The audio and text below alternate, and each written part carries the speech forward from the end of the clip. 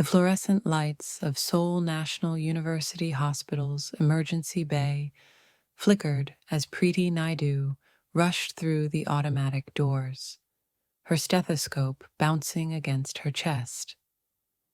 The bitter Seoul winter had nothing on the Johannesburg cold she'd grown up with, but 3 years in Korea still hadn't prepared her for nights like this, the kind where death knocked on every door.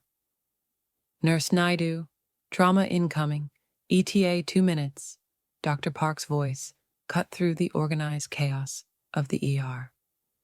Preeti's hands moved on autopilot, checking equipment, prepping the trauma bay. Her deep brown skin glistened with a light sheen of exertion under the harsh hospital lights. Her natural coils pulled back into a tight bun that had started to frizz during her 12-hour shift. She'd been in Seoul for 3 years now, having left Cape Town after her younger brother's medical bills had buried her family in debt. Korea offered better pay, a chance to send money home, and an escape from memories that hurt too much to face. "What have we got?" she called out, her slight South African accent threading through her fluent Korean. 3 years of night classes and daily practice paying off. Elderly male, gunshot wound to the chest, severe blood loss.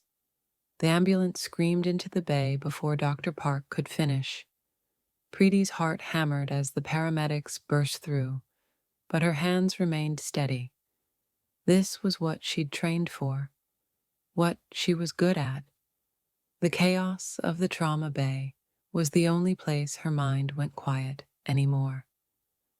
The patient on the gurney was in his 60s, distinguished even in his bloodied state. His gray hair was impeccably styled, his torn suit custom-made. Preeti had learned to recognize wealth in Seoul, and this man wore it like a second skin. But what caught her attention were the tattoos peeking from beneath his torn shirt, intricate, traditional Korean designs that seemed to tell a story of power and violence. "Blood pressure dropping. We're losing him," Dr. Park shouted. Preeti moved without thinking. Her hands found the wound, applying pressure with practiced precision. "I need more gauze, and someone get blood typing done. He needs a transfusion now." The ER exploded into coordinated movement. Preeti worked alongside Dr. Park, her fingers steady as she helped stabilize the patient. Around them, other nurses whispered. She caught fragments of conversations in Korean, words like dangerous and Baekho and "they'll kill us if he dies." She pushed the fear aside. In this room, there were no gangsters or civilians, only patients who needed saving. "His heart rate's stabilizing," she murmured, monitoring the machines. "But he needs surgery. That bullet's too close to his heart." Dr. Park nodded, sweat beading on his forehead. "Good work, Nurse Naidoo. Get him prepped for the OR." As they wheeled the patient toward surgery, Preeti finally allowed herself to breathe. Her scrubs were stained with blood, her body aching from the adrenaline crash. She didn't notice the 3 men in expensive black suits who'd been watching from the hallway, their faces carved from stone. She didn't notice the tallest one, sharp-featured, with eyes like winter ice and a dragon tattoo crawling up his neck, staring at her with an intensity that could burn. She didn't know she'd just saved the life of Shin Tae-yang. She didn't know Shin Tae-yang controlled half of Seoul's underground empire, and she definitely didn't know that his son, Shin Jae-won, the most feared mafia boss in South Korea, had just decided she was now under his protection, whether she wanted it or not. Across the city, in a penthouse overlooking the glittering Seoul skyline, A phone rang. The man who answered it listened in silence, his jaw tightening with each word. When he finally spoke, his voice was dangerously soft. "Tell me everything about the nurse who saved him. Would you risk your life to save someone dangerous without knowing who they were? Let me know in the comments. If you're already hooked and can't wait to see how this dangerous love story unfolds, hit that subscribe button and drop a comment telling me what you think will happen next. Trust me, this story is about to get even more intense. Now, let's continue. Preeti stumbled into her small apartment in Itaewon at 3 in the morning, her body screaming for sleep. The space was modest, a far cry from her childhood home in Durban. But it was hers. Well, hers and Thandi's. Her roommate, a fellow South African working as an English teacher, was already asleep. She peeled off her blood-stained scrubs and stepped into the shower, letting the hot water wash away the night's chaos. But she couldn't wash away the image of that patient's face, the way his eyes had flickered open for just a moment in the ER, looking at her with something like recognition. Like he'd seen her before. Impossible. She'd never met him. Preeti had come to Seoul 3 years ago with nothing but a nursing degree, conversational Korean from online classes, and a desperate need to escape. Her younger brother, Kwame, had been diagnosed with leukemia at 19. The treatments had drained every rand her family had, and even after he went into remission, the debt remained, a crushing weight that followed her mother's every step. So Preeti had done what their father would have done if he'd still been alive. She'd found a way to carry the burden. Seoul National University Hospital paid 3 times what she'd made in Cape Town. She sent most of her salary home each month, lived frugally, and tried not to think about how lonely it felt to be the only Black woman in most rooms she entered. Korea had been beautiful and brutal in equal measure. The efficiency, the technology, the food, she'd fallen in love with it all. But the stares never stopped.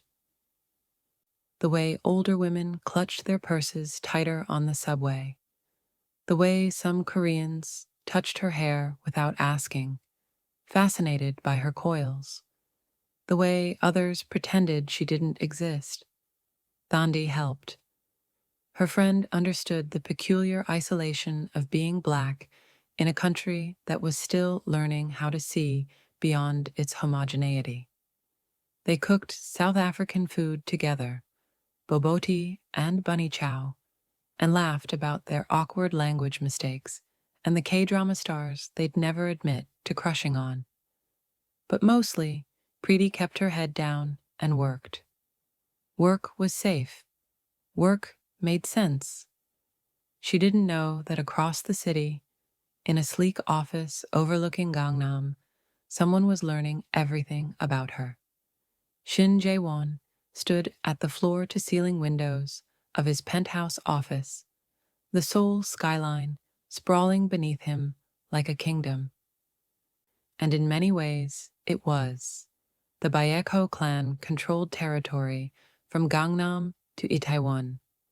Nightclubs, hotels, construction companies, and private security firms that served as fronts for less legal operations. His father had built this empire from nothing, and Jae-won had made it untouchable. Her name is Preeti Naidoo, Min Seok said, scrolling through a tablet. His right-hand man had been with him since they were teenagers, fighting in the streets of Gangnam, back before the money and power. 27. South African. Been working at Seoul National for 3 years. No criminal record, no debts in Korea.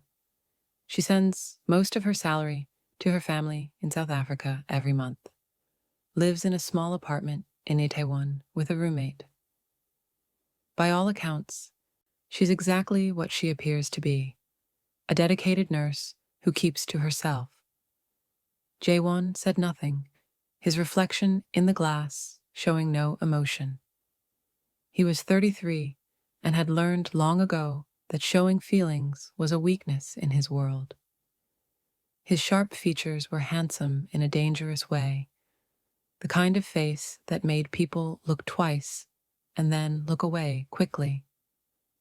The dragon tattoo that coiled up his neck and disappeared behind his ear was a mark of his rank, earned through blood and loyalty. He'd killed his first man at 19. By 25, he'd consolidated power and eliminated 3 rival organizations. His enemies called him Baekho, White Tiger, and feared him. His allies respected him. Everyone knew that crossing Shin Jae-won meant death, swift and certain, but they didn't know about the other side of him. The part his father had instilled since childhood: protect the innocent. The Baekho Clan had rules. They didn't deal drugs to kids. They didn't traffic women. They paid protection money to the families of men who died in their service. It was a code, and Jae-won enforced it absolutely. "Who shot my father?" he asked quietly. Min Seok's expression darkened. "The Jade Serpents. Kim Dae-jung ordered it. Retaliation for us taking the Hongdae territory last month." "And where is Kim Dae-jung now?" "Underground, but we'll find him." Jae-won turned from the window, his eyes cold. "Find him, and make sure he understands the cost of touching my family." Min Seok nodded and turned to leave, but Jae-won stopped him. "The nurse, Preeti Naidoo. I want her protected." His second-in-command's eyebrows rose slightly, the only sign of surprise the stoic man ever showed. "Protected? Hyungnim, she doesn't even know who your father is." "Exactly. She saved his life without knowing there would be consequences, without expecting payment or favor. That kind of purity." Jae-won's jaw tightened. "It's rare, and Kim Dae-jung will learn my father was at that hospital. When he does, everyone who treated him becomes a target." "You want me to assign guards?" "Discreetly. She's not to know." "And Min Seok?" Jae-won's voice dropped to something dangerous. "If anything happens to her, the men responsible will beg for death." As Min Seok left, Jae-won pulled up the hospital's security footage on his phone. He watched the moment Preeti had burst into action, her hands steady, her face focused. She'd been beautiful in that moment, not because of her deep brown skin or the curve of her cheekbones, but because of the absolute certainty in her movements. The way she'd fought for his father's life, like it was the only thing that mattered. In his world of lies and violence, that kind of truth was magnetic and dangerous, because Shin Jae-won had learned long ago that everything he touched eventually bled. 3 days later, Preeti was walking home from her shift when she felt it, the crawling sensation of being watched. Seoul was generally safe, even late at night, but her instincts had been honed during her childhood in Durban, where awareness meant survival. She quickened her pace, her hand gripping her phone in her pocket. The streets of Itaewon were still busy despite the hour. Foreigners and locals mixing in the international district's bars and restaurants. She should have felt safe in the crowds, but the feeling didn't leave. Preeti ducked into a convenience store, pretending to browse while watching the reflection in the glass refrigerator doors. There, 2 men in dark jackets hovering near the entrance. They weren't looking at her directly, but they were definitely focused on the store. Her heart hammered. She was being paranoid. Had to be. She bought a bottle of water she didn't want and left through the back exit, taking a different route home. The streets here were narrower, darker. Stupid. She should have stayed in the crowds. The men appeared at the end of the alley. Preeti's blood turned to ice. They walked toward her with purpose, their faces hard. She saw the knife in one man's hand, and her nurse's brain catalogued it automatically. Serrated edge, 6 inches, designed for maximum damage. Preeti Naidoo, the first man said in Korean. You treated a patient 3 nights ago. Old man. Gunshot wound. Her mouth went dry. I treat many patients. I don't lie. The second man smiled, and it was worse than the knife. You remember him. We need to know what he said, who came to see him, everything. I don't know what you're talking about. Patient confidentiality. The first man lunged. Preeti screamed, stumbling backward, her nursing bag falling from her shoulder. She'd taken self-defense classes, but panic made her clumsy. The man grabbed her arm, his grip bruising, the knife rising. A hand caught the attacker's wrist, mid-strike. The movement was so fast, Preeti barely saw it. One moment, the knife was descending toward her.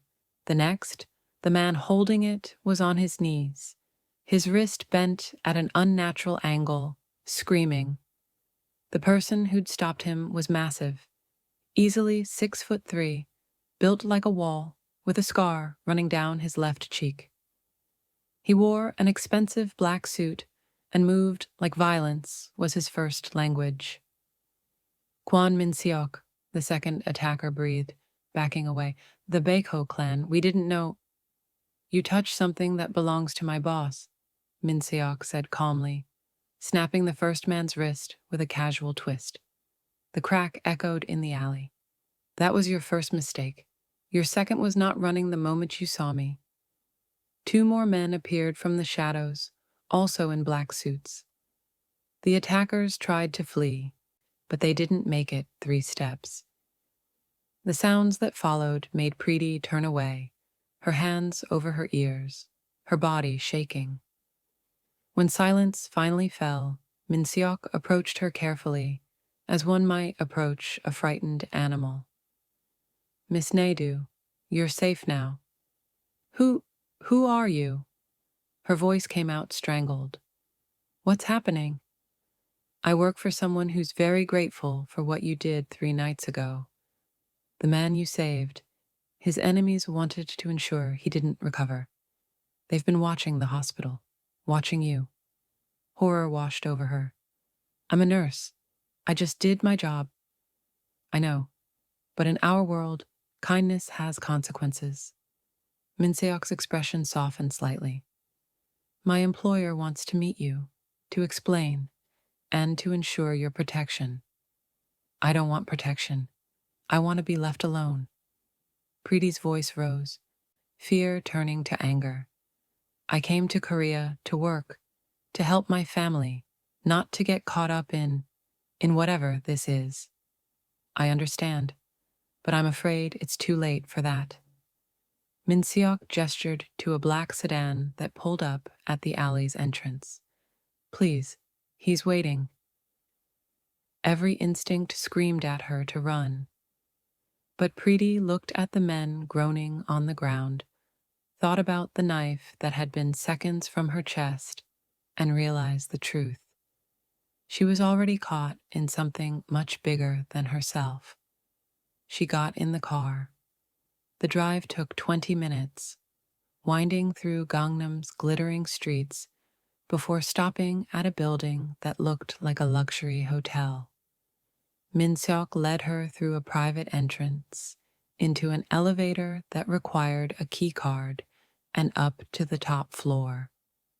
The penthouse was stunning, minimalist and modern, with art that probably cost more than Preeti's yearly salary.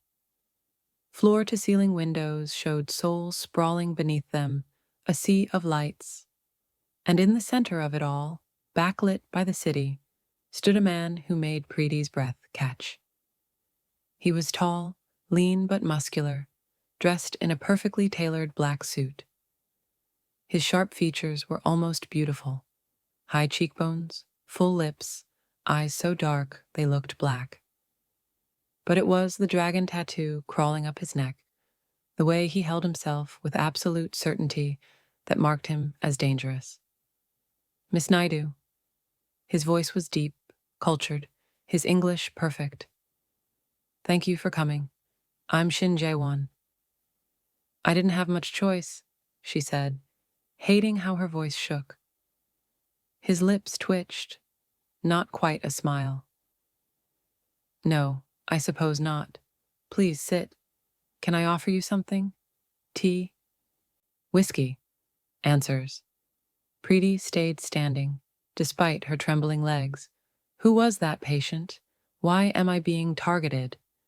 Jae-won studied her for a long moment, and Preeti felt pinned by his gaze.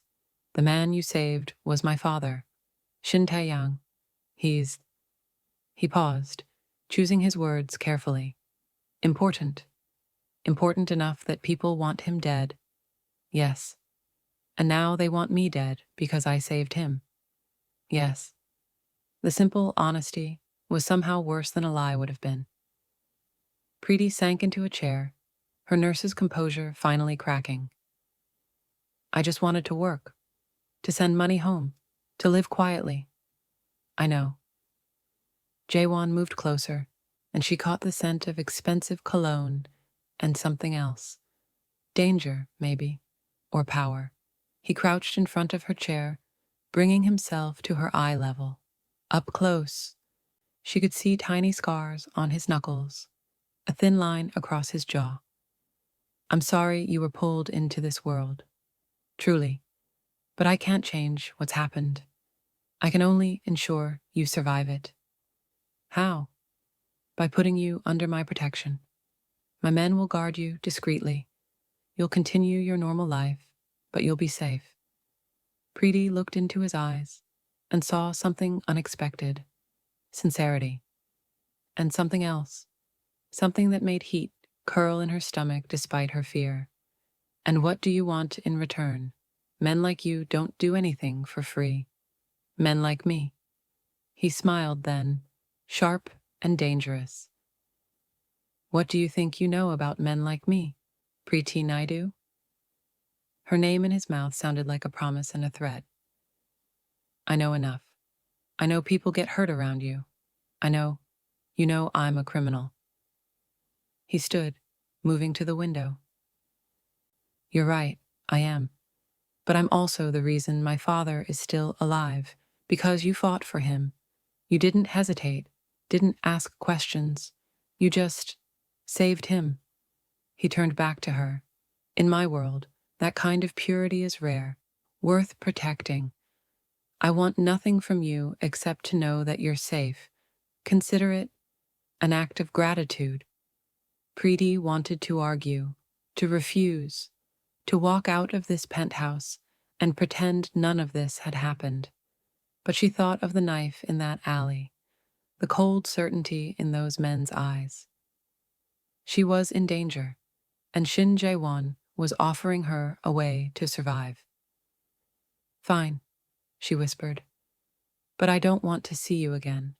Just keep me safe from a distance. Something flickered in his eyes. Disappointment? As you wish. But as Min-seok drove her home that night, Preeti couldn't shake the feeling that she'd just made a deal with the devil. And the devil was much more beautiful than she'd expected. The next 2 weeks passed in a strange new reality.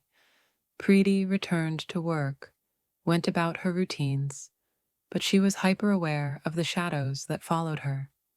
She never saw them directly, but she knew they were there. Jae-won's guards, keeping their distance, protecting her from threats she couldn't see. At the hospital, Dr. Park called her into his office one morning. "Nurse Naidoo, I need to discuss the patient from 2 weeks ago." Her heart skipped. "The gunshot victim? He's recovering remarkably well. He's asked to see you." "Me? Why?" Dr. Park's expression was unreadable.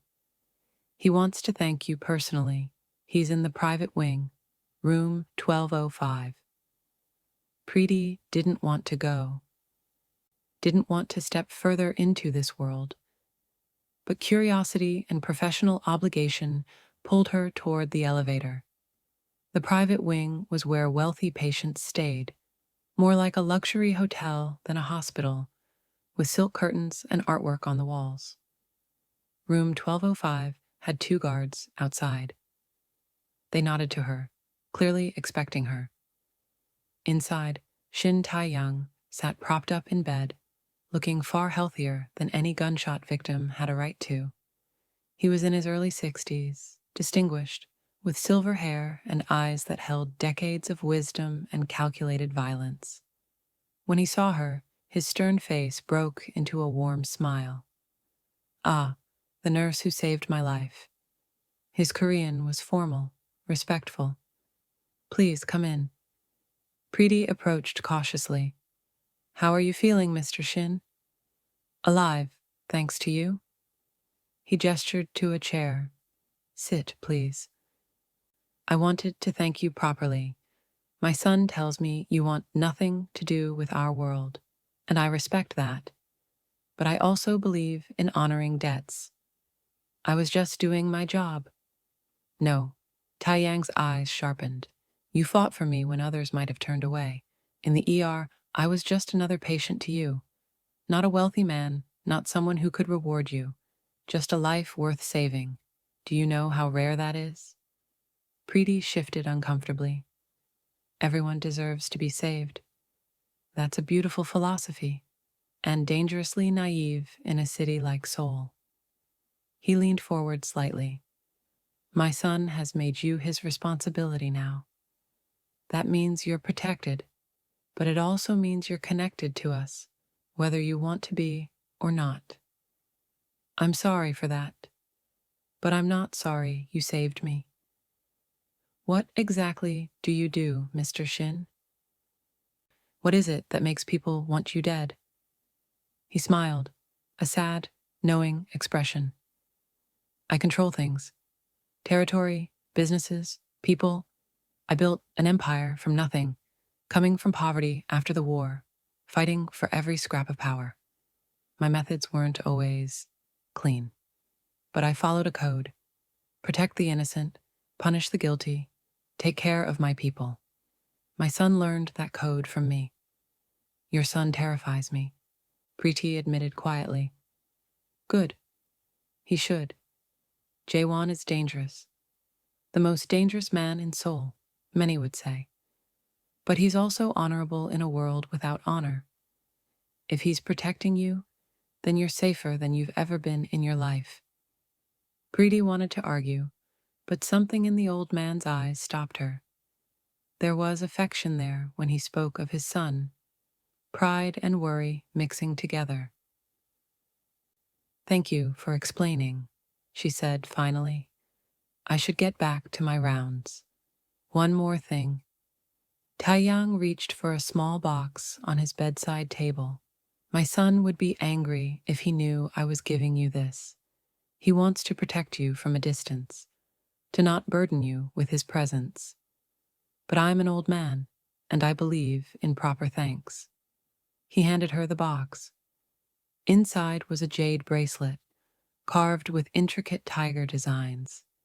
It was clearly antique, probably worth more than her annual salary. "I can't accept. You can and will. That bracelet belonged to my mother. She wore it for protection, and it never failed her. Consider it insurance. And if you ever need help, true help, you show that to any member of the Baekho Clan, and they'll move heaven and earth for you." Preeti's fingers trembled as she closed the box. Why are you doing this? Because you gave me a gift. More time with my son. More time to make things right. That's worth everything. His expression softened. And because I see how Jae-won looks at you in the security footage. He watches those videos of you saving my life over and over. I haven't seen that look in his eyes since his mother died. It's hope. And hope is dangerous for men like my son. Preeti left the room with her head spinning, the jade bracelet heavy in her pocket. She didn't expect to see Jae-won again. He'd promised distance. But 3 nights later, her world tilted on its axis. Preeti was leaving the hospital after a late shift when the rain started, a sudden downpour that turned Seoul's streets into rivers. She'd forgotten her umbrella, of course, and was debating whether to wait it out when a sleek black car pulled up beside her.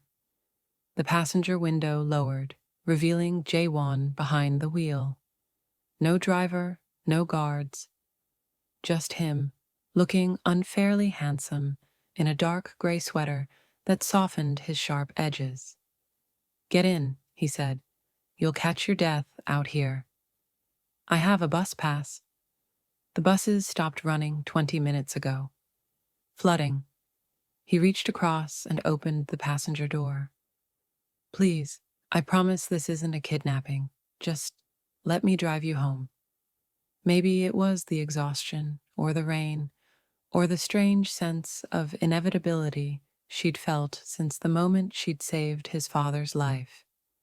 Preeti got in the car. The interior smelled like leather and his cologne. Classical music played softly through the speakers, something piano-heavy and melancholy. Jae-won pulled into traffic smoothly, his hands relaxed on the wheel. You saw my father, he said after a moment. Yes, he gave you the bracelet. How did you? She stopped. Of course he knew. Yes, I'm sorry. He's sentimental. I told him to leave you alone. He was kind, explained things. Jae-won's jaw tightened. What did he explain? That you're dangerous, that you follow a code, that I'm safe because you've decided I am. She turned to look at him, studying his profile. Why? Why do you care if I live or die? He was quiet for a long moment, the rain hammering against the windshield. Because you fought for my father without knowing who he was. Because in a world full of people who want something from me, you want nothing. Because he glanced at her, and the intensity in his eyes made her breath catch. Because when I watched you save his life, I saw something I thought didn't exist anymore. Purity, goodness. And I've seen too much darkness to let that light go out. I'm not some saint, Preeti said quietly. I'm just a nurse trying to survive and help my family. That's exactly what makes you extraordinary. They stopped at a red light, and he turned to face her fully. In my world, everyone has an angle. Everyone wants power, or money, or protection. But you just want to heal people. Do you know how beautiful that is? How dangerous? Dangerous? Because it makes me want things I can't have. The confession hung between them, charged and electric. Preeti's heart pounded. She should be terrified of this man, this criminal, this killer. But all she felt was a dangerous curiosity, a pull toward him that defied logic. What kinds of things? She whispered. Jae-won's hand moved to her face, his fingers ghosting along her jaw. His touch was gentle, reverent, completely at odds with the violence she knew he was capable of. Normal things, dinner, conversation, knowing what makes you laugh, learning about South Africa, your family, your dreams. His thumb brushed her cheekbone. But I'm not a normal man, Preeti, and wanting those things with me would only bring you pain. Then why are you telling me this? Because I'm selfish. Because even though I know I should stay away, I can't stop thinking about you. About the way you looked in that ER, fighting for a stranger's life. About your voice, your hands, the way you tilt your head when you're thinking.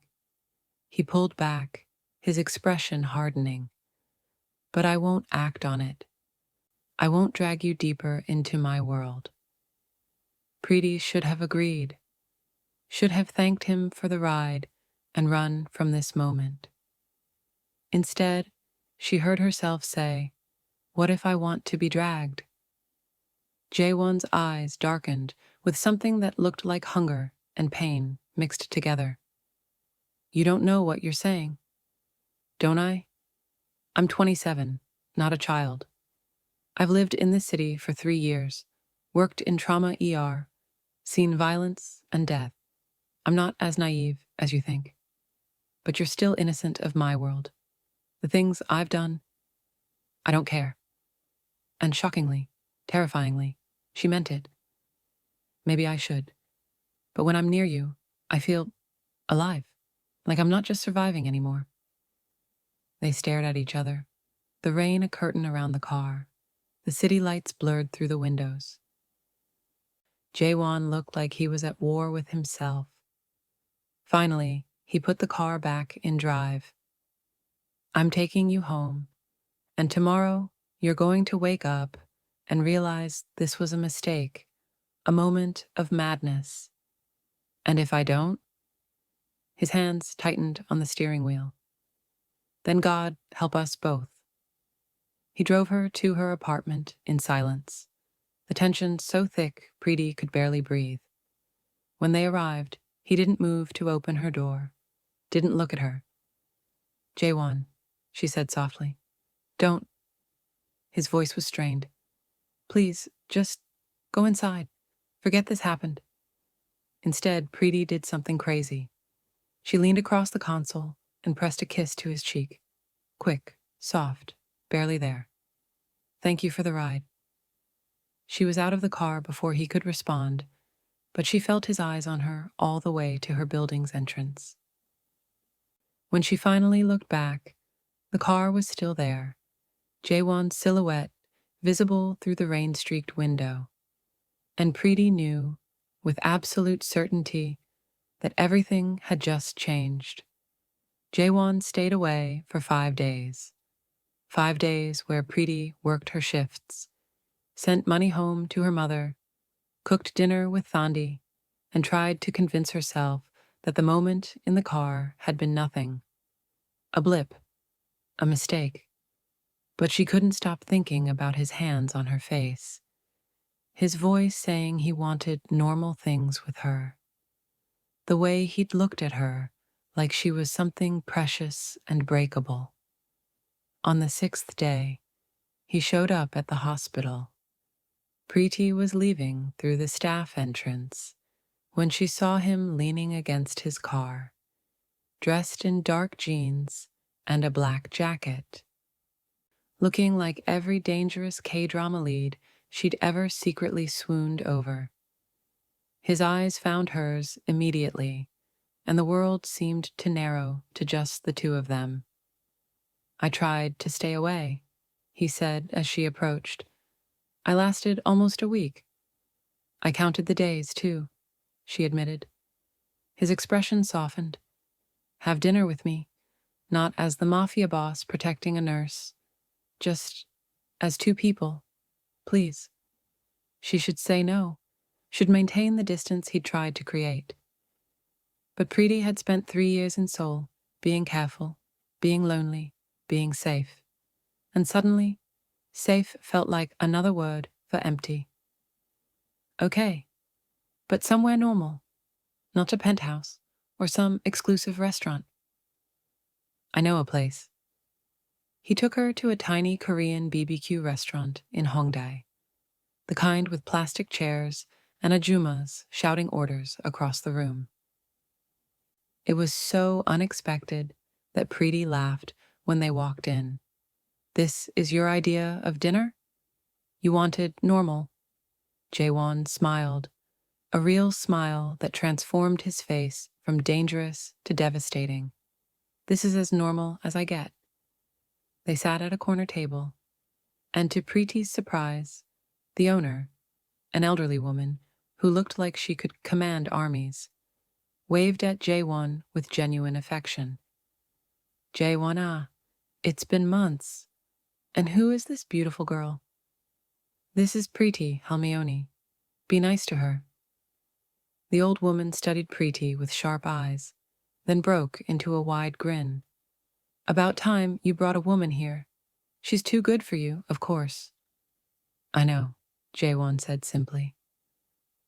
As the Ajuma bustled away to prepare their food, Preeti leaned forward. "She's not afraid of you." "Mrs. Kim?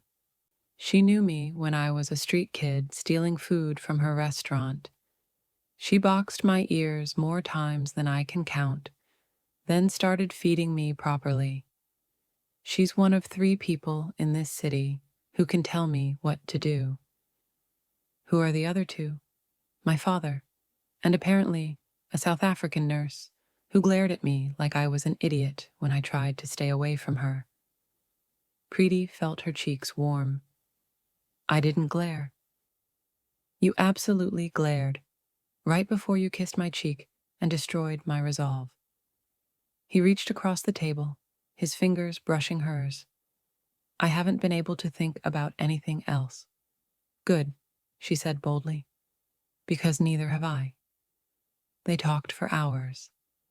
Jae-won asked about South Africa, about Durban's beaches and Johannesburg's energy, about her childhood and her family. She told him about her father, who died when she was 15, and her brother Kwame, whose medical bills had brought her to Seoul. "You carry your family's burdens alone," Jae-won observed. "Who carries yours?" The question hit her like a punch. I'm fine. I don't need... Everyone needs someone, Preeti." His thumb stroked the back of her hand. "Even people like me who've convinced themselves they don't." She asked about his mother, the woman whose bracelet now lived in Preeti's jewelry box. His expression closed off for a moment before he answered. "She died when I was 17. Cancer. She was good. The best person I've ever known. She used to volunteer at orphanages, feed homeless people from our kitchen. My father loved her more than life itself." He paused. When she died, something in him hardened. He'd always been involved in difficult business. But after she passed, he became ruthless, built the Baekho Clan into what it is now. And you followed him. I didn't have a choice. His enemies saw her death as weakness, tried to take everything. I was 17, angry, and very good at violence. His eyes met hers. "I've done terrible things, Preeti. Things that would make you run from this table. I've killed people, hurt people, destroyed lives." She should be horrified. Instead, she tightened her grip on his hand. "Why are you telling me this?" "Because you deserve to know who you're having dinner with, what you're getting into if you don't walk away right now." "What if I told you I see more than that? I see someone who protects innocent people, who has a code, who takes care of an old restaurant owner who fed him as a kid." She leaned closer. "I see someone capable of kindness in a world that probably punishes kindness. Kindness is weakness in my world. Then maybe your world is wrong." Jae-won stared at her like she'd spoken a revelation. Then slowly, he lifted her hand to his lips and pressed a kiss to her knuckles, a gesture so tender it made her heart ache. "You're going to ruin me," he whispered against her skin. Maybe you need to be ruined. They were standing outside her apartment building, the Seoul night alive around them, when everything fell apart. Jae-won's phone rang, a sharp, urgent sound. His expression changed the moment he looked at the screen. I have to take this. He stepped away, his voice low and hard as he spoke in rapid Korean. Preeti watched his body language shift, the relaxed man from dinner disappearing, replaced by the dangerous boss she'd first met. When he returned, his face was carved from stone. I need to go. Min Seok will drive you inside. What's wrong? Nothing you need to worry about. Jae-won, please. His voice was sharp, almost cold. Just go inside. I'll call you when I can. He was in his car and gone before she could argue, leaving her standing on the sidewalk with a bad feeling coiling in her stomach. She didn't hear from him for 2 days. On the third day, the news broke. A massive gang war had erupted in Gangnam. 3 dead, dozens injured, entire blocks shut down by police. The Baekho Clan and the Jade Serpents were tearing the city apart. Preeti tried to call him. His phone went straight to voicemail. She tried Min Seok. No answer.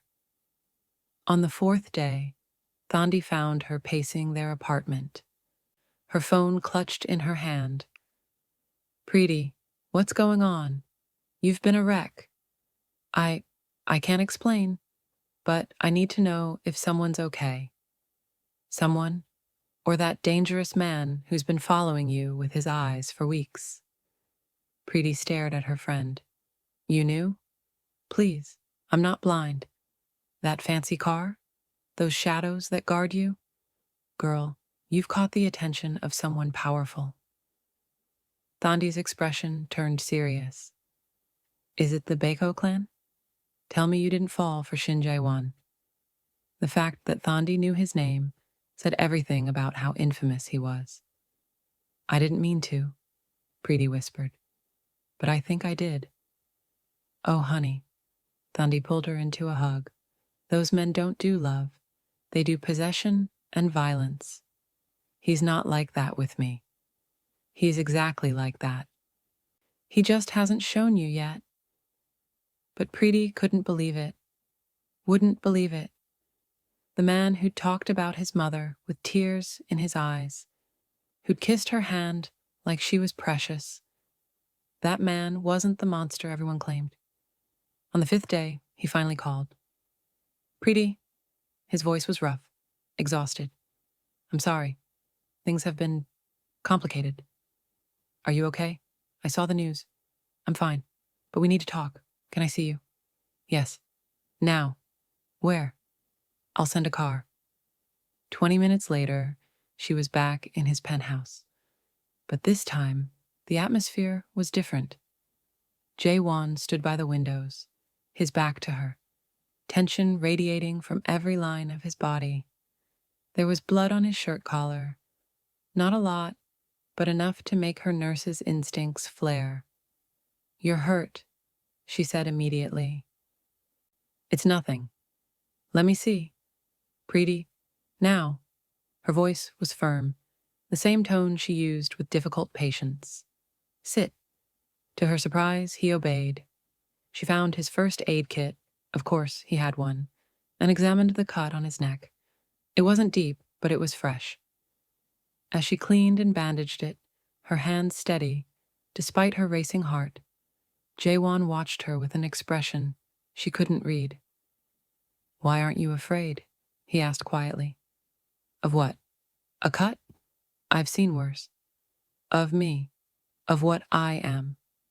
Preeti paused, her fingers gentle on his skin. Because when I look at you, I don't just see a gangster. I see someone who tried to protect me from himself. Someone who takes his injured father's nurse to a cheap BBQ restaurant because she asked for normal. Someone who looks at me like I'm the most precious thing he's ever seen. You are. The confession was raw, unguarded. You're the first good thing in my life in years, Preeti. And I'm terrified I'm going to destroy you. What if you don't? What if we're both strong enough for this? He turned to face her fully, pulling her between his knees. His hands settled on her hips, his forehead resting against her stomach. The jade serpents know about you. They know you saved my father. They know I've been protecting you. Kim Dae-jung wants to hurt me, and the easiest way to do that is through you. Fear lanced through her, but she forced herself to stay calm. So what do? I end this. I finish the war, eliminate the threat, make sure you're safe. And then? He looked up at her, and the vulnerability in his eyes nearly broke her. And then, if you still want this, want me, I'm yours, completely. I'll give you everything I have, everything I am. I already want you, Preeti whispered. That's the terrifying part. Jae-won stood in one fluid motion, cupping her face in his hands. I'm going to kiss you now, and once I do, there's no going back. You'll be mine, and I'll be yours, and I will burn this entire city down before I let anyone hurt you. Then kiss me, she breathed. He did. It was nothing like the gentle kiss she'd given him in the car. This was fire and need and desperation, his lips claiming hers like a brand, his hands pulling her closer until there was no space between their bodies. Preeti melted into him, her fingers tangling in his hair, tasting danger and promise on his tongue. When they finally broke apart, both breathing hard, Jae-won pressed his forehead to hers. You're mine now. Say it. I'm yours. And I'm yours, no matter what happens, no matter what you see or hear about me. This, he pressed a hand over her heart. This is real. This is the only pure thing in my life. Preeti kissed him again, softer this time, sealing the promise. She didn't know that across the city, Kim Dae-jung was planning his final move. She didn't know that in 48 hours, she'd be fighting for her life. But she knew, with absolute certainty, that she'd just given her heart to the most dangerous man in Seoul, and she wouldn't take it back for anything. The next morning, Preeti woke to 17 missed calls, 12 from the hospital, 5 from Minseok. Her hands shook as she called back, her heart already knowing something terrible had happened. Nurse Naidoo. Thank God. Dr. Park's voice was tight with stress.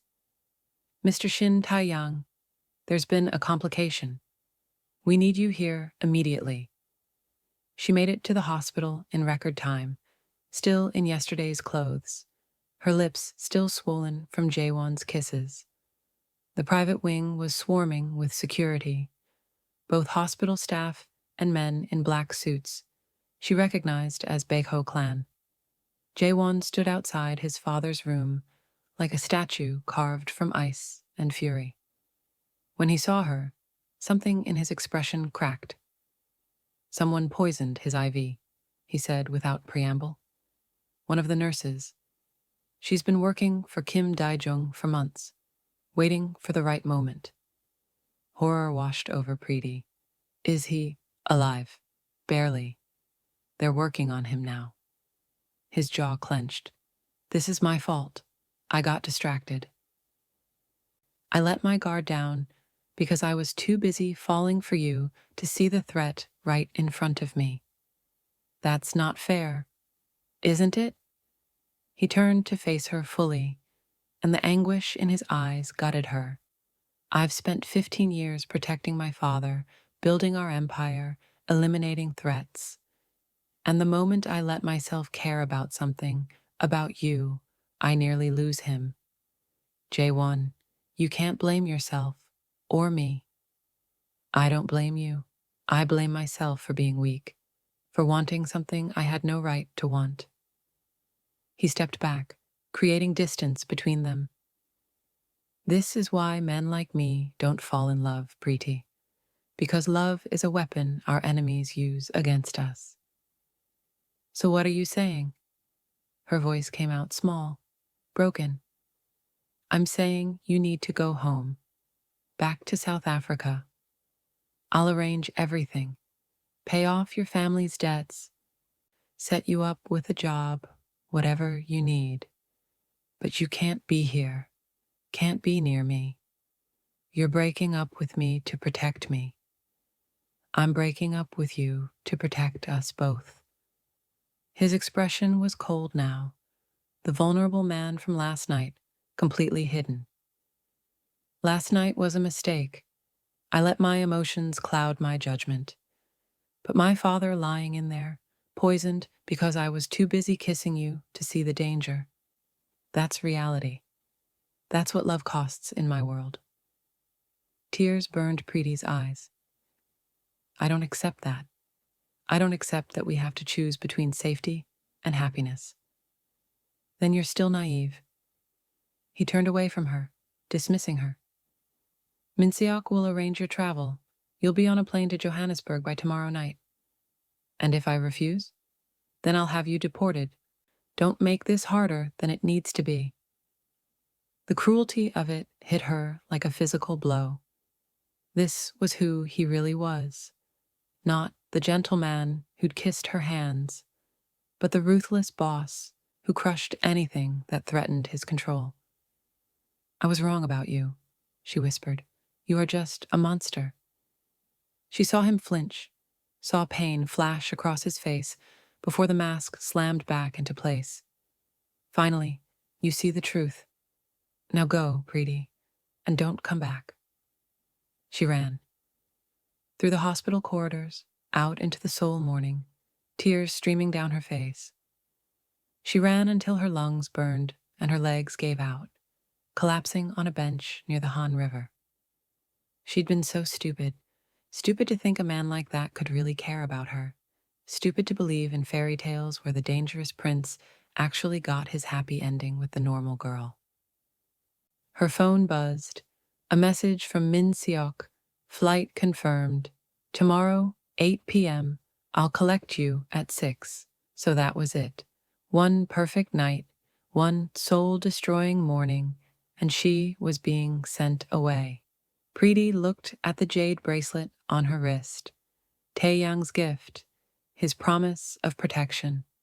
She should throw it in the river, should want nothing to do with the Shin family ever again. But she couldn't, because despite everything, despite his cruelty, she knew what she'd seen in Jae-won's eyes last night. Love. Real, terrifying, desperate love. He was pushing her away to save her, and maybe to save himself from the guilt if something happened to her. The question was she going to let him? Thandi found her there an hour later, sitting in the rain that had started falling. Her friend didn't say anything, just sat beside her and wrapped an arm around her shoulders. He ended it, Preeti said numbly. I heard. The whole hospital is talking about how Shin Jae-won's woman was escorted out by his guards. I'm not his woman anymore. Honey, from what I'm hearing, he looked like death when you left. Whatever he said, he's suffering too. Good. But the viciousness felt hollow. He's sending me back to South Africa, tomorrow night. Are you gonna go? Preeti thought about her mother, her brother, the life waiting for her in Durban. Safe, predictable, lonely. Then she thought about Jae-won's hands on her face, his voice promising to be hers completely. I don't know, she admitted. Part of me wants to run as far from this as possible, but another part wants to fight for him. Is that crazy? He pushed me away. Called last night a mistake. Men like that don't call things mistakes unless they're terrified of them. Thandi squeezed her shoulder. The question is, Are you willing to fight for someone who might destroy you? Before Preeti could answer, her phone rang. An unknown number. Hello? Nurse Naidoo. The voice was male, Korean, unfamiliar. This is Kim Dae-jung. I believe you know my name. Her blood turned to ice. How did you get this number? I have access to many things, including, as of this morning, you. I'm watching you right now, sitting by the river with your friend. Such a pretty picture. Preeti's head snapped up, scanning the area. Dozens of people.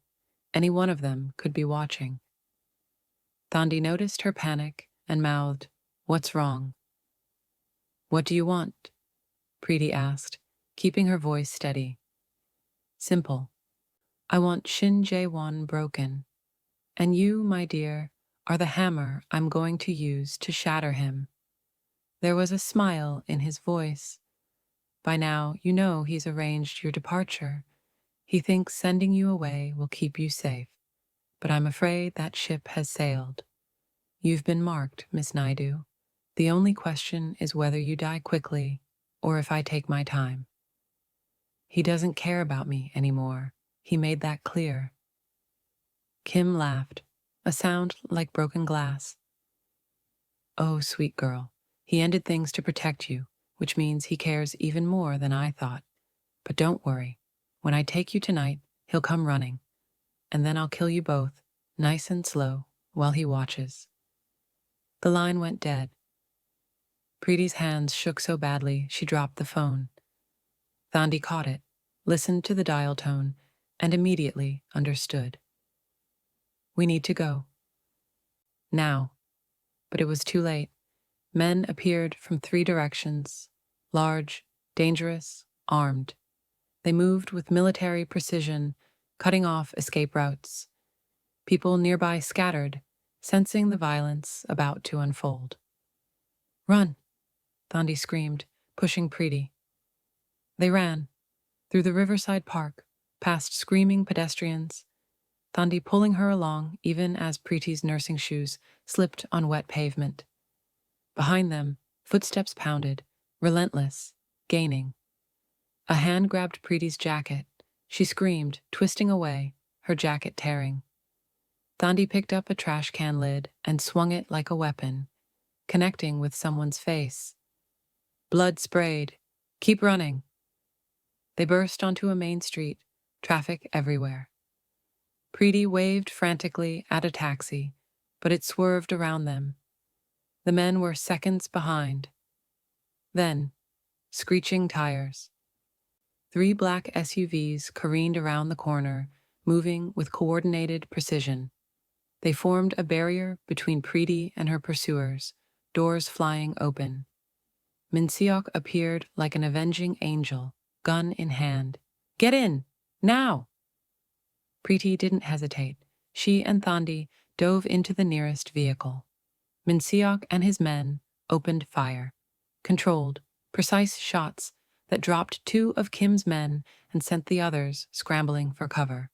The SUV was moving before Preeti's door fully closed, weaving through traffic at terrifying speeds. In the front seat, Min Seok was barking orders in Korean, coordinating with the other vehicles. "How did you know?" Preeti gasped. "I've had a secondary team watching you since last night. Boss's orders. He might have pushed you away, but he never stopped protecting you." Min Seok's expression was grim. He's going to lose his mind when he finds out how close Kim got. "Where are we going?" "Somewhere safe." And then Min Seok's phone rang. He listened, his face draining of color. No, that's not possible." He hung up and met Preeti's eyes in the rearview mirror.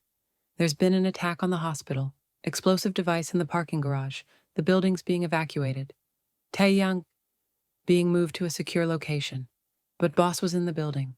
We've lost contact." The world tilted. "What do you mean lost contact?" "I mean Kim Dae-jung just declared war. And his first move was to trap Shin Jae-won in a burning building. Preeti's heart stopped.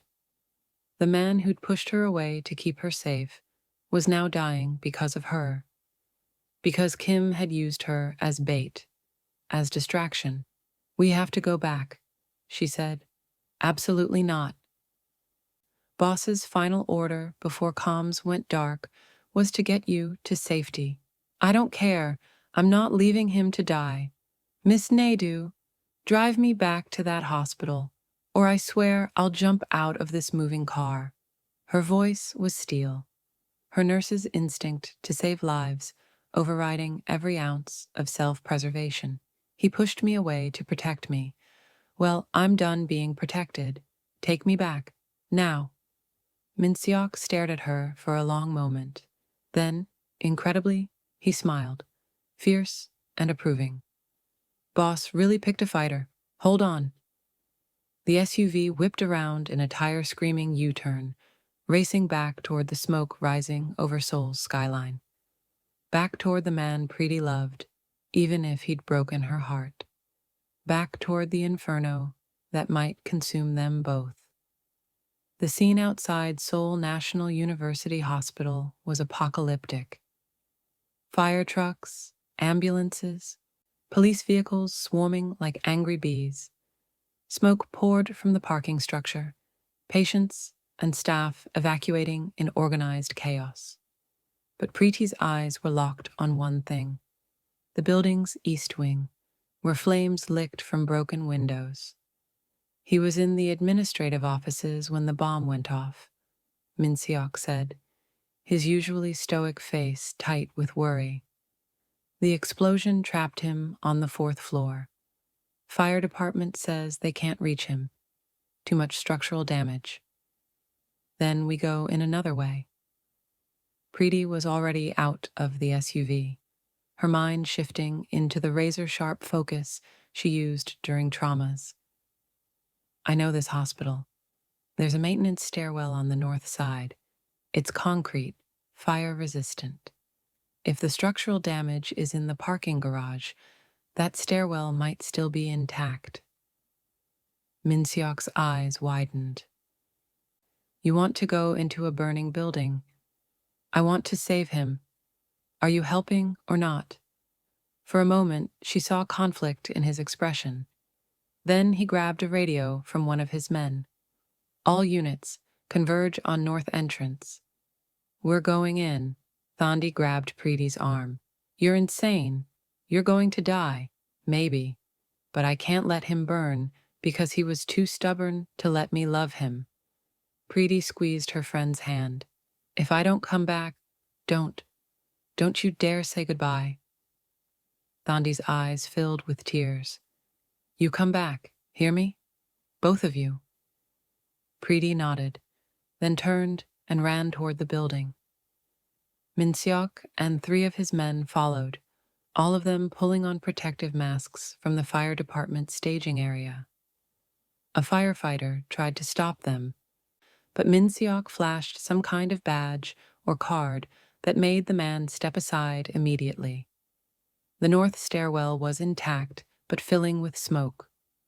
Preeti led the way, her knowledge of the hospital's layout their only advantage. Up 1 floor, 2, 3. The heat intensified with each level, the air growing thinner. On the 4th floor, the door was jammed. Min-seok and his men kicked it open, and they emerged into hell.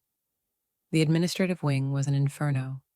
Ceiling tiles had collapsed, exposed beams glowing orange with heat. Through the smoke, Preeti could see bodies, unconscious staff members who hadn't made it out. "Jae-won!" she screamed. No answer. They moved deeper into the chaos, checking offices. Min-seok's men found 2 survivors, began dragging them toward the stairwell. Preeti pressed forward, her nurse's training keeping panic at bay, even as her lungs screamed for clean air. Then she saw him. Jae-won was trapped under a collapsed beam in what used to be his father's private recovery suite. Blood matted his hair, his suit jacket torn and burned. He wasn't moving. No, Preeti ran, dropping to her knees beside him. Her fingers found his pulse. Weak, thready, but there. Jae-won, can you hear me? His eyes fluttered open, unfocused. Preeti? No. You're supposed to be safe. Shut up. Tears streamed down her face as she examined him. The beam across his legs was massive, probably crushing bone. Moving it wrong could cause fatal internal bleeding. I need help here. Min-seok appeared, assessing the situation with cold precision. We'll need at least 3 men to lift this safely. We don't have 3 men. And we don't have time. This ceiling's going to collapse in minutes. Preeti looked at the beam, at Jae-won's trapped legs, and made a decision. We're going to have to drag him out. The damage to his legs will be extensive, but it's better than burning alive. Preeti, no. Jae-won's voice was stronger now, focusing through pain. You need to go.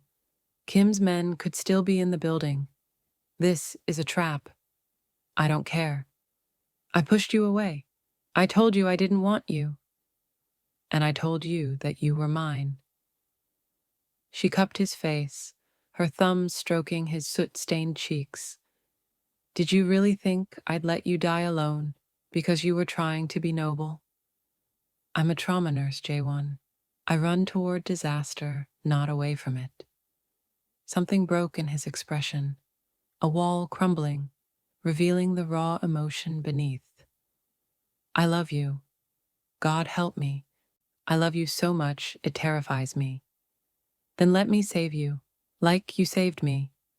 She kissed him, quick and fierce. Now hold on. This is going to hurt. Min-seok positioned himself at the beam. On 3, 1, an explosion rocked the building. The ceiling groaned, chunks of concrete raining down. They were out of time. Now, Preeti screamed. Min-seok heaved the beam up 6 inches, just enough. Preeti grabbed Jae-won under the arms and pulled with every ounce of strength she possessed. His scream of agony tore through her, but she didn't stop. Couldn't stop. He came free. Min-seok dropped the beam and grabbed Jae-won's other side. Together, they dragged him toward the stairwell as the world fell apart around them. The smoke was blinding now. Preeti couldn't see, could barely breathe. Her entire world narrowed to the weight of Jae-won's body and the desperate need to get him out. Down 1 step, another. Her legs burned, her lungs screaming. They burst out of the building just as the 4th floor collapsed entirely, a fireball belching out behind them. Firefighters swarmed, pulling them away from the structure. Preeti refused to let go of Jae-won, even as paramedics tried to separate them. His legs, possible crush injury, risk of compartment syndrome. We've got him, ma'am. You need oxygen. I'm a nurse. I know what he needs. But her voice was weak, her vision swimming. The adrenaline was crashing, exhaustion and smoke inhalation catching up all at once. Jae-won's hand found hers, gripping tight despite his pain. Stay, with me. Always, she whispered. Then the world went dark. She woke in a hospital bed, oxygen mask on her face, IV in her arm. For a disorienting moment, she thought she'd dreamed everything. Then she tried to sit up, and her entire body screamed in protest. Muscles she didn't know she had, announcing their existence through pain. Easy. Thandi appeared at her bedside, relief flooding her face. You've been out for 6 hours. Smoke inhalation, exhaustion, minor burns. The doctors say you'll be fine. Jae-won? The name came out muffled through the mask. Alive. In surgery. They're repairing his legs. Min-seok says you probably saved him from permanent paralysis by getting him out when you did. Thandi squeezed her hand. You crazy, beautiful idiot. You ran into a burning building. Had to. Preeti pulled the oxygen mask aside. Is Tae-yang okay? Fine. He was already being moved to a secure location when the hospital exploded. But the explosion wasn't really meant for him. Thandi's expression darkened. It was meant to trap Jae-won, to kill him and anyone who tried to save him. Kim Dae-jung wanted him to die, knowing he'd failed to protect the people he cared about. Well, he failed. Preeti's voice was fierce, despite her exhaustion. We're both alive, and I'm not going anywhere. The door opened. Min Seok entered, looking more disheveled than she'd ever seen him, soot-stained, exhausted, but with something like respect in his eyes when he looked at her. Boss is out of surgery. It went well. He'll walk again. Though physical therapy will take months, he's asking for you. Take me to him. Preeti, you can barely stand, Thandi protested. I don't care. Take me to him now. Min Seok smiled, a rare, genuine expression. This way. He wheeled her IV pole, and all to the private wing where Jae-won had been taken. The room was heavily guarded, but the men stepped aside when they saw her. Inside, Jae-won lay in bed, his legs bandaged and elevated, his face pale but his eyes clear. When he saw her, relief and love and anguish warred across his expression. You shouldn't have come for me. Too bad. Preeti moved to his bedside, taking his hand. You don't get to push me away and then expect me to let you die. I almost got you killed. Again. No. Kim Dae-jung almost got us both killed. There's a difference. She leaned down, her forehead resting against his. I understand why you pushed me away. I even understand the logic. But here's what you need to understand. I'm a grown woman who makes my own choices, and I choose you.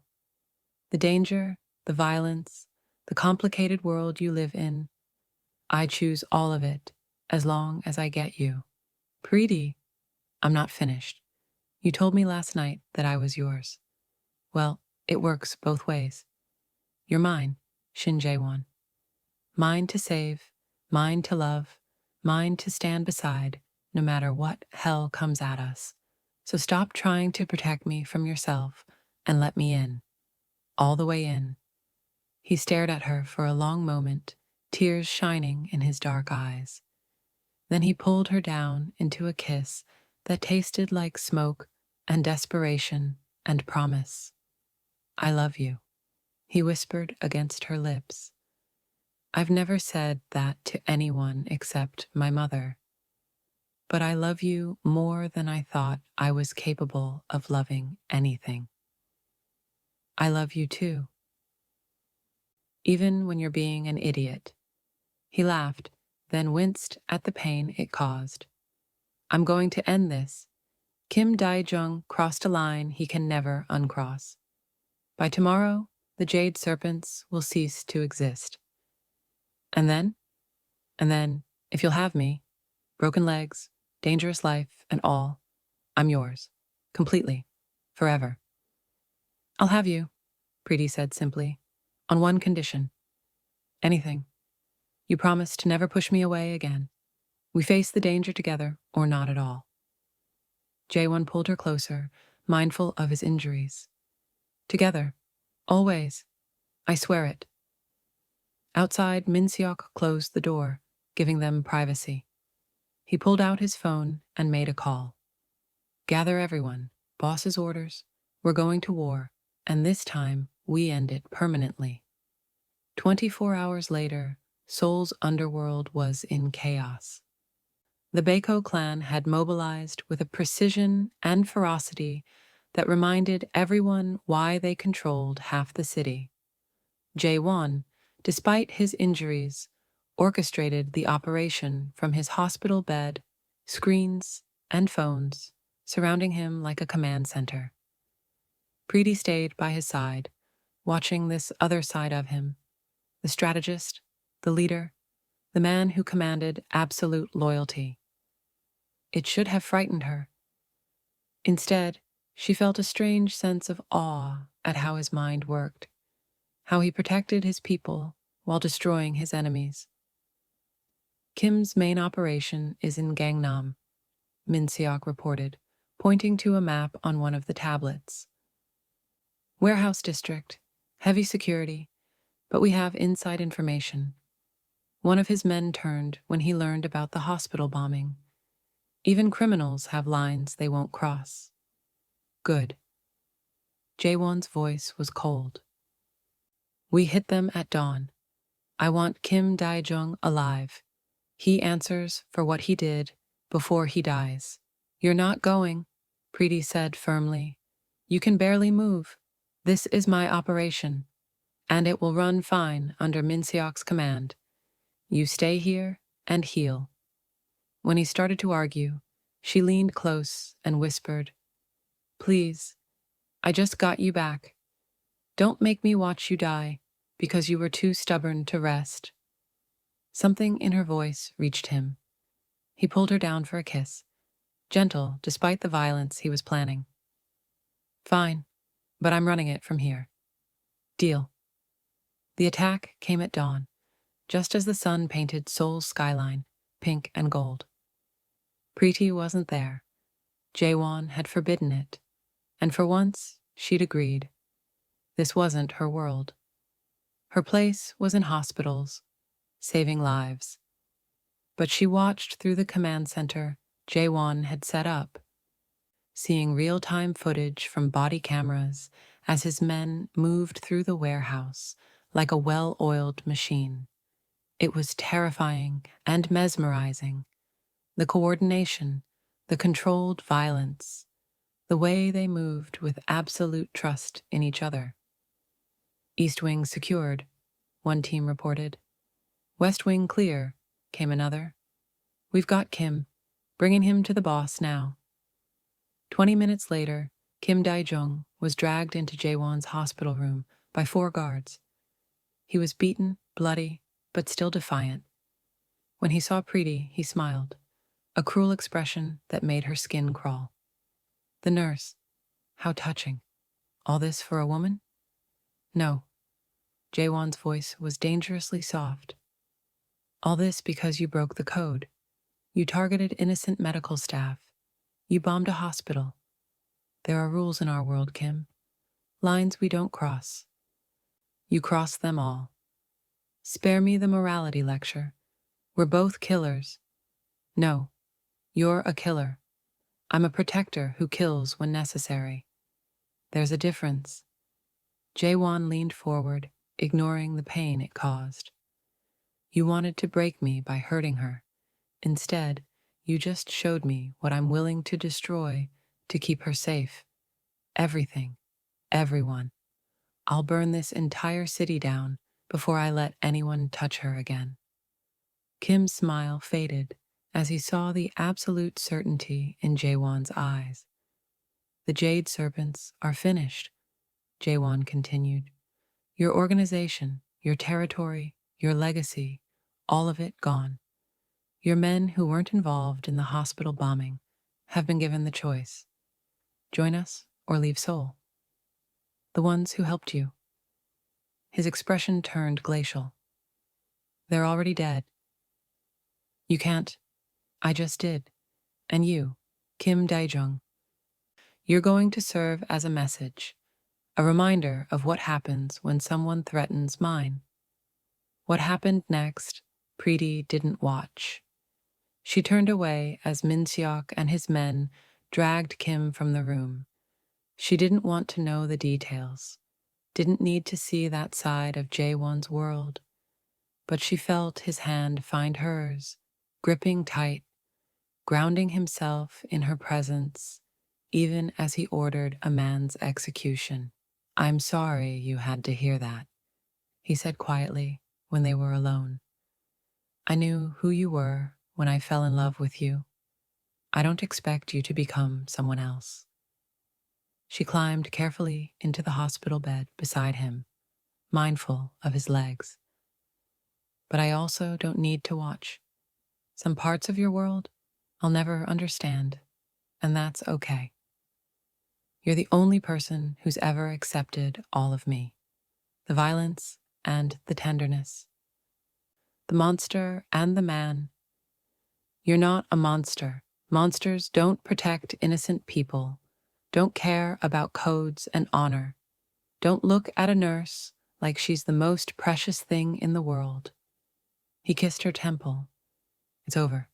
Kim is gone, his organization destroyed. My father is safe. And you? His voice caught. You're alive. We're both alive.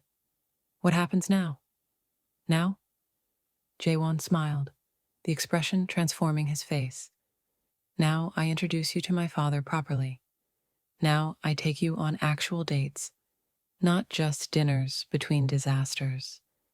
Now we build something real, a life that's part your world and part mine. I like the sound of that. There's one more thing. He reached into his bedside drawer, pulling out a small box. I was going to wait until I could kneel properly, but given that I almost died twice this week, I'm done waiting. Preeti's heart stopped as he opened the box, revealing a ring, a simple platinum band with a single diamond, elegant and understated. Preeti Naidoo, I have very little to offer you. A dangerous life, a complicated family, a man who's broken in more ways than these shattered legs. But I can offer you absolute devotion, complete honesty, a love that will never waver, no matter what storms come. His voice was raw with emotion. Will you marry me? Will you be my wife, my partner, my home in a world that's never felt like home until you? Tears streamed down her face. Yes, yes, absolutely, yes. He slipped the ring on her finger, and she kissed him, deep and passionate and full of promise. Outside the window, Seoul woke to a new day, a safer day, with one less threat in its streets. And in that hospital room, two people from different worlds sealed a promise that neither danger nor distance would ever break. 6 months later, Preeti stood in front of the mirror in her new apartment. Their apartment, hers and Jae-won's, adjusting the fusion dress she'd had made for tonight. The deep burgundy silk had traditional Korean lines, but incorporated South African beadwork along the hem and sleeves, a perfect blend of both her worlds. You look beautiful. Jae-won appeared behind her, his reflection joining hers in the mirror. He'd spent the past 6 months in physical therapy, rebuilding his legs, and though he still walked with a slight limp, his doctors called his recovery miraculous. Preeti called it stubbornness. You clean up nice yourself, she said, admiring his perfectly tailored black suit. The dragon tattoo on his neck was visible, as always, but now she traced it with familiar affection rather than fear. Tonight was the engagement celebration, a blend of Korean and South African traditions that had taken months to plan. Both families would be there. Tae-yang, who'd become like a father to her, her mother and brother, who'd flown in from Durban, and representatives from both the Baekho Clan and Seoul's medical community. Nervous? He asked, his hand settling on her waist. Terrified. Your father is introducing me to every powerful person in Seoul. What if I mess up the customs? Then you'll be charmingly authentic, and they'll love you even more. He kissed her neck. Besides, you faced down assassins and ran into a burning building. A party should be easy. The past 6 months had been a study in building bridges between worlds. Preeti still worked at the hospital, though now in a managerial role that gave her more regular hours. Jae-won had begun legitimizing parts of his business, using his influence to fund medical charities and support community programs. It wasn't perfect. He was still involved in activities she didn't ask about, still carried the weight of his position. But they'd learned to navigate it together.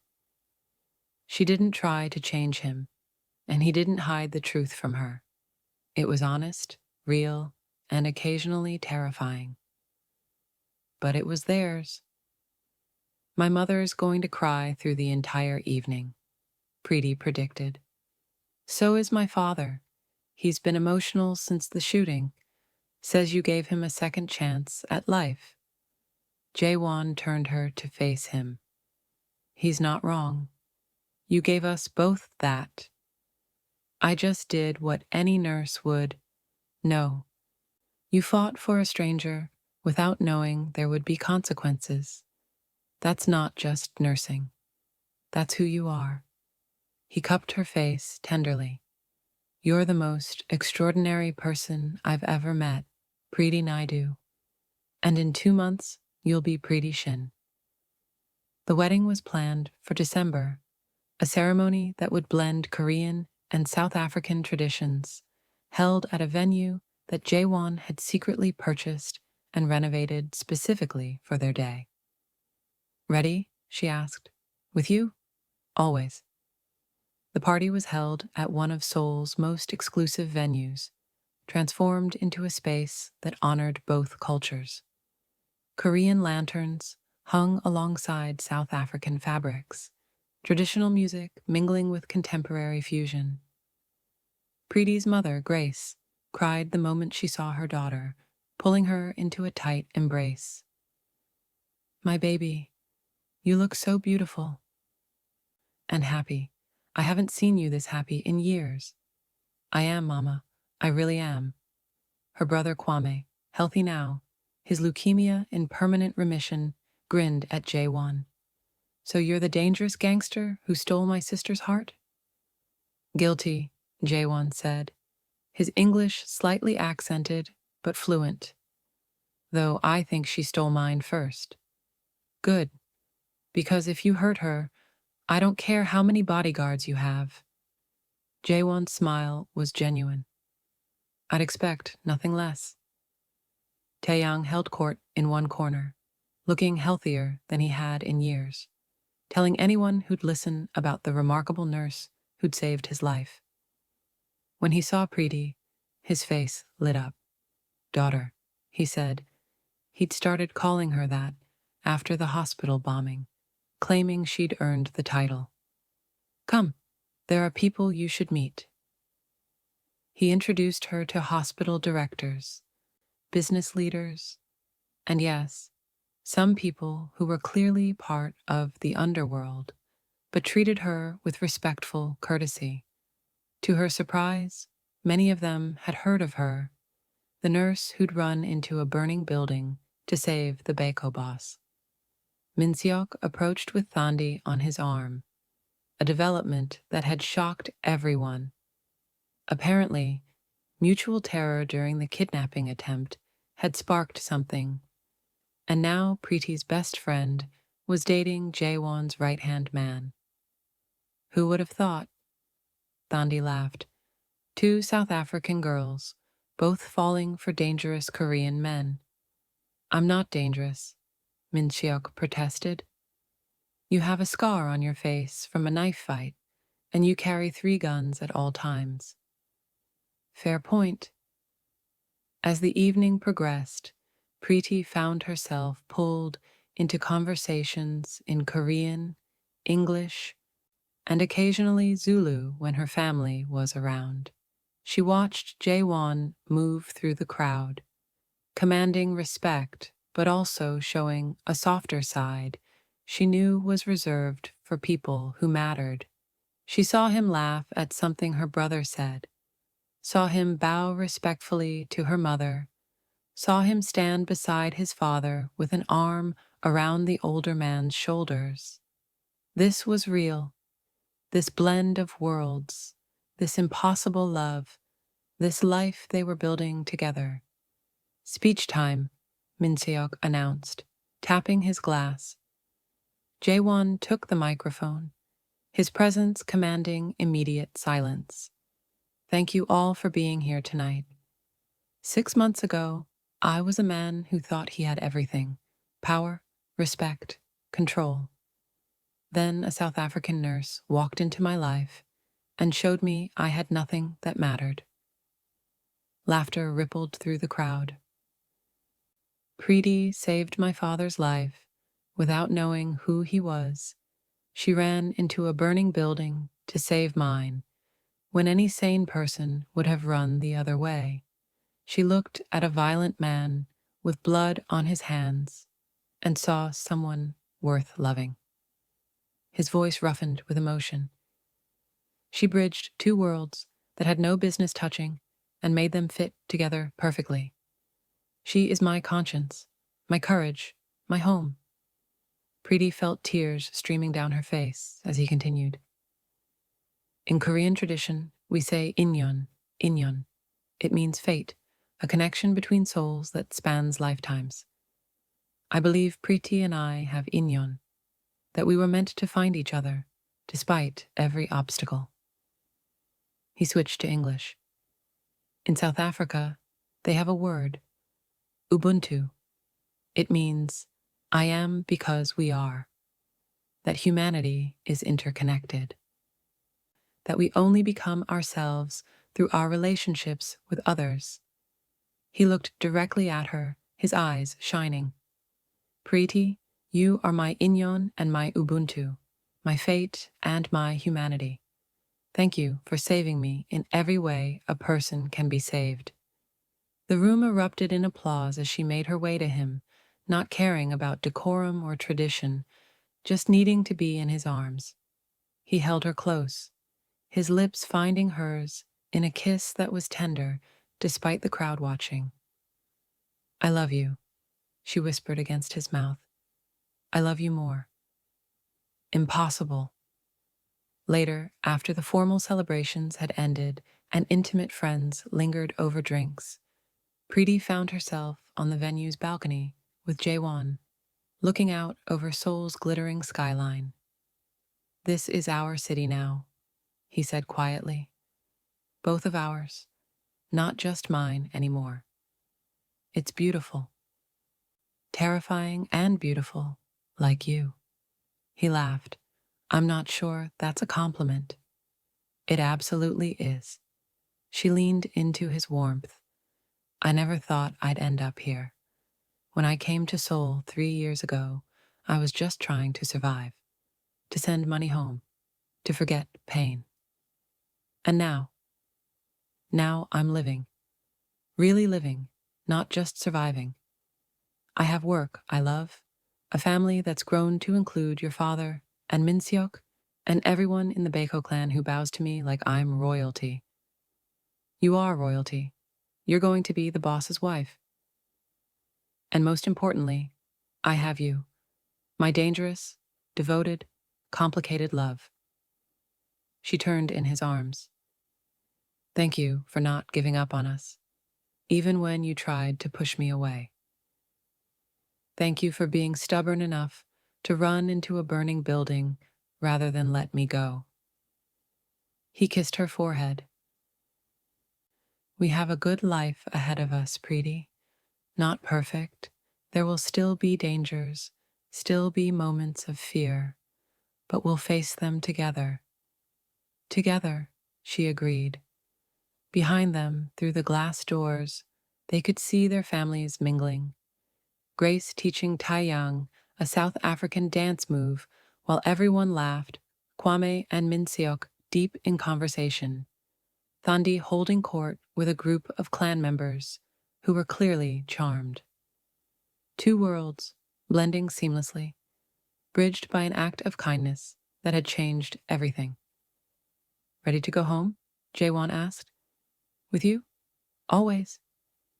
As they left the party, hands intertwined, Preeti looked back one last time at the celebration, at the proof that love could indeed transcend any boundary, any danger, any difference.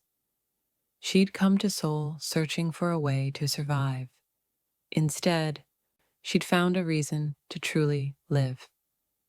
And as Jae-won pulled her close in the back of their car, his lips finding hers with familiar passion, she knew that this beautiful, dangerous, perfect love was worth every risk, every fear, every moment of uncertainty. Because some things, some connections, were simply meant to be. Inyon, Ubuntu. Fate and humanity intertwined. Forever. Have you ever believed that love could truly bridge two different worlds? Would you risk everything for a love this deep and dangerous? Drop your thoughts in the comments below. I love hearing your stories and perspectives. Thank you for watching this story to the end. If you enjoyed Preeti and Jae-won's dangerous love story, you'll love the next one even more. It's just as intense and romantic as you can imagine. So don't forget to subscribe and turn on notifications so you never miss a story. See you in the next one.